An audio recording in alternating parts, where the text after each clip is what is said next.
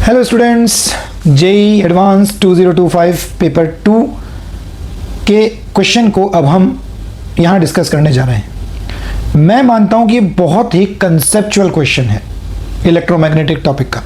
हम देखते हैं कि एक इलेक्ट्रॉन रिवॉल्व कर रहा है न्यूक्लियस के चारों तरफ, तो मैग्नेटिक मोमेंट क्रिएट होता है m, और क्योंकि रिवॉल्व कर रहा है तो इसके पास एक एंगुलर मोमेंटम भी होता है l, और इसका जो रेशो होता है वो है E/2m, m फॉर मास।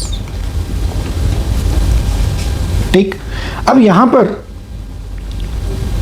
जरूरी तो नहीं है कि इलेक्ट्रॉन के केस में ही हो।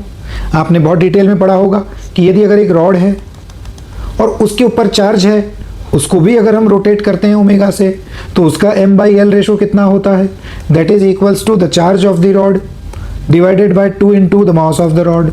ठीक है साहब, और l को हम लिखते हैं I into omega, where I is the magnetic moment. l को लिखते हैं I into omega and I is the moment of inertia. चलिए छोड़िए, एक नॉन कंडक्टिंग स्फीयर के बारे में भी आपने पढ़ा होगा।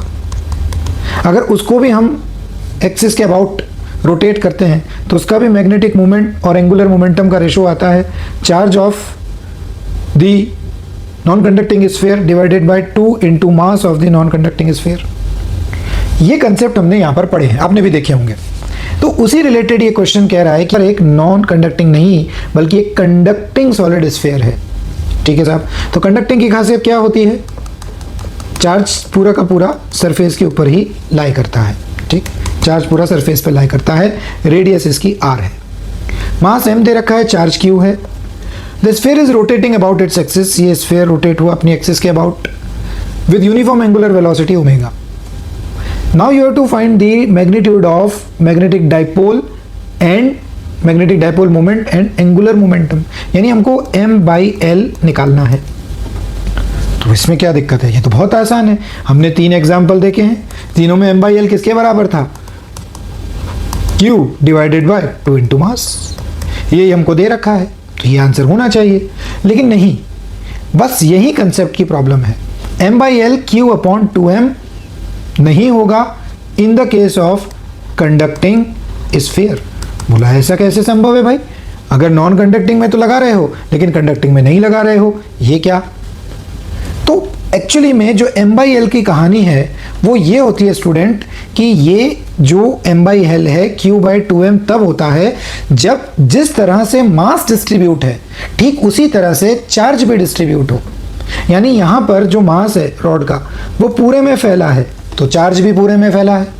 इसी तरह नॉन कंडक्टिंग स्फीयर के अंदर मास पूरे स्फीयर में फैला है, तो इसी तरह से चार्ज भी पूरे स्फीयर में यूनिफॉर्मली फैला है, यानी मास और चार्ज यूनिफॉर्मली फैले होने चाहिए। लेकिन यह है सॉलिड स्फीयर, यानी मास तो अंदर पूरा है, मास तो पूरे स्फीयर में भरा है, लेकिन जो चार्ज है वो चार्ज सिर्फ सरफेस पर है, यानी मास की डिस्ट्रीब्यूशन और चार्ज की डिस्ट्रीब्यूशन वो अलग अलग है। ऐसे केस में m/l को q/2m हम पुट कर सकते नहीं है। फिर कैसे करें, तो अब तुम्हारे पास कोई बात ही नहीं है। अब हम इसको सिंपल थोड़ा m निकालेंगे, l निकालेंगे और पुट करके रेशो निकालेंगे। तो हम निकालते हैं m/l रेशो। तो हमें इसमें सबसे पहले चाहिए m। तो देखिए m के लिए चार्ज तो पूरे पे फैला हुआ है, चार्ज तो पूरे पे फैला हुआ है, और m का फार्मूला हम जानते हैं INA है। तो ये इस तरह से निकालना तो बहुत मुश्किल, मतलब संभव ही नहीं है। तो हम यहाँ पर क्या करते हैं, एक छोटी सी ऊपर एक रिंग कंसीडर कर लेते हैं इस तरह से, और हम जानते हैं यहाँ पर कौन फैला हुआ है, चार्ज,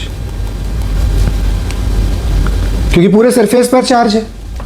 तो अब यहां पर हमको क्या करना है, इस रिंग के कारण हम मोमेंटम, डाइपोल मोमेंट, तो इस रिंग के कारण हम मैग्नेटिक डाइपोल मोमेंट निकाल लेते हैं। तो अब ये तो चलेगा नहीं, तो यहां पर आ जाएगा dm is equals to I, n है नहीं, एरिया यानी पाई x स्क्वायर। हमने इसकी रेडियस को बोल दिया है x और हमारी रेडियस है r, और हमने यहाँ पर बेसिकली कंसिडर किया है एक इस तरीके से छोटा बहुत थीटा एंगल का, डी थीटा एंगल का एक स्ट्रिप, और ये वाला जो एंगल है हमने लिया है थीटा। तो ये पूरा का पूरा कितना हो गया? ये पूरा हो गया students R D theta. R is equals to radius into angle, जानते ही आप, आर डी थीटा। ठीक, तो डीएम हमने निकाला आई इंटू पाई एक्स स्क्वेयर। तो आई क्या होगा? इस पूरे जो रिंग है जिसको हमने माना है इमेजिनरी रिंग, उसका चार्ज है डी क्यू। तो करंट हुआ डी क्यू अपॉन टी, और टी को हम लिखेंगे 2 पाई बाय ओमेगा, क्योंकि हमें ओमेगा गिवन है। यहाँ आ गया पाई एक्स स्क्वेयर, पाई से तो गया पाई, तो हमारे पास डीएम बनकर आएगा omega divide by 2 D Q into x square. ठीक है साहब, अब यहां पर हमको क्या करना है कि डी क्यू हटाना है, क्योंकि हमारा वेरिएबल कौन है? एक्स। तो डी क्यू कैसे हटाएंगे, इसको ध्यान से देखें। जो डी क्यू है यानी charge by area is equals to charge density. अब एरिया किसका लेना है? इस रिंग का लेना है। तो रिंग का एरिया हमारे पास कितना आता है? जो इनफाइनाइटेसिमली स्मॉल रिंग होती है उसका एरिया होता है 2 pi x into d x, और हम इसको लिखेंगे 2 pi x into r D theta. This is d q basically. Put कर देते हैं, सो हमें मिलेगा डी एम यानी very small magnetic dipole movement is equals to omega by 2 x square, और यहाँ पर हमें मिलने लगा sigma 2 pi x r D theta. और एक चीज, ठीक है, ओके, तो अब आगे बढ़ते हुए क्या होगा?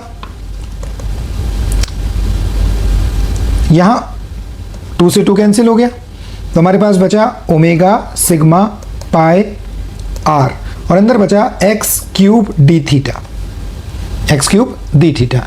अब यहां पर हमको देखना पड़ेगा कि एक्स को हटाना पड़ेगा, क्योंकि वेरिएबल कौन है? थीटा। तो यहां फिर से चेक करें, यहां पर हम क्या लिख सकते हैं? हम लिख सकते हैं x is equals to r sine theta. तो omega sigma pi r, r cube sine cube theta d theta, this is d m. तो टोटल मैग्नेटिक मोमेंट कितना होगा? इस तरीके से ये हो गया टोटल एम। किस किस को बाहर ले लिया जाए? बाहर ले लिया जाए omega sigma pi are 4 integration sine cube theta d theta.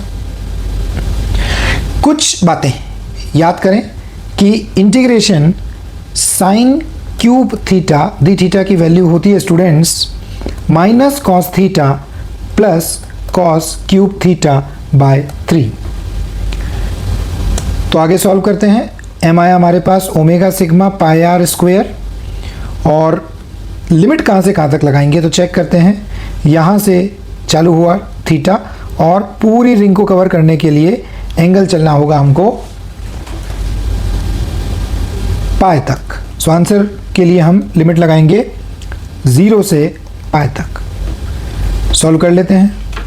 तो m की वैल्यू अगर हम देखें तो इसमें जब आप लिमिट रखते हैं minus cos theta plus cos cube theta upon 3 from 0 to pi, तो ये आंसर हमें निकल करके मिलता है 4/3।